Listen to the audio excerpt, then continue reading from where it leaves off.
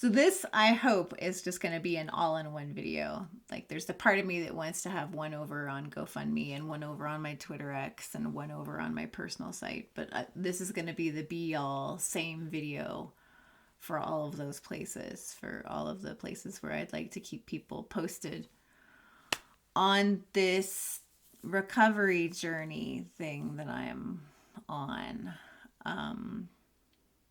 I knew that when I was having the surgery that on the back end of this, I was putting my financial situation in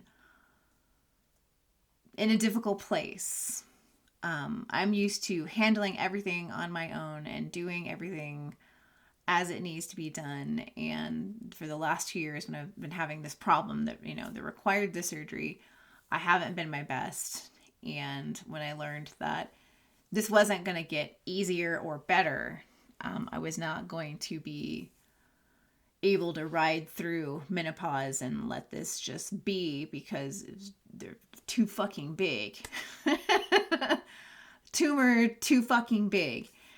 So I knew that I was going to be in bad shape at the end, and I was very optimistic that with the help of some, of y'all, mostly y'all, that I would be able to get through this. But then we got to the end of my GoFundMe money, and I was getting better at doing some longer shifts at work again, starting to get back on track, and then life threw another curveball at me with my mom.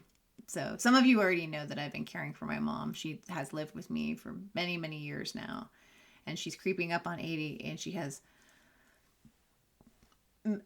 her own medical problems, and she'd been doing very well herself until about 2 weeks ago. And there's been a lot of doctor's appointments, and some of them have been for things that are easily managed. And then we got hit with, they did the biopsy came in for skin cancer on her face, and they're like, this is a really aggressive form of skin cancer, and you need to come in right now for surgery. We had no idea, and so we pretty much rushed over there so that she could do surgery right that second. So hopefully they got it all. The doctor thinks that they got it all, but we won't really know for a couple more weeks when they go back to look at some things. So all of this running around, all of my mom's doctor's appointments, and there have been a lot of them, like 7. It's taken a lot out of me, and it's thrown a big crimp into my work schedule, because then I'm not sleeping or eating or working because I'm doing all of those things. And that's not great when you're recovering from your own major surgery. So I've been in a bad mental outlook, and headspace has been really wrong. I wish I did not need more help, but I need more help. And if you've donated to my GoFundMe and that's all that you can give me, thank you so much. I appreciate it from the bottom of my heart. But I'm not done. I need a buffer, and I don't really have one. And I did reach out to, I was trying not to cry, extended family member, and there's problems there, and they've been able to help me some, but there's problems there, making me feel bad for asking when there's a lot of things happening with my mom. That's not great. It's not great. And I know that I was starting to feel so much better. I was like, oh my God, I'm just so close to normal.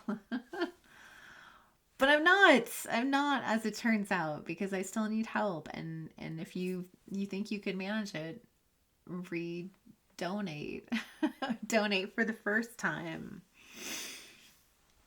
Because this is kind of where I'm at now. And it's not a good place to be. But I'm really close to just being done and getting back on track and doing all the normal things that I want to be doing.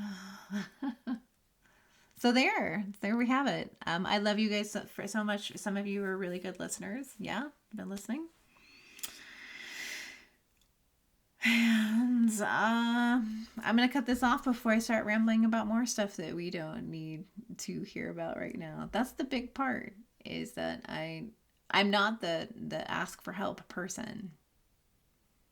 I'm not, but here I am.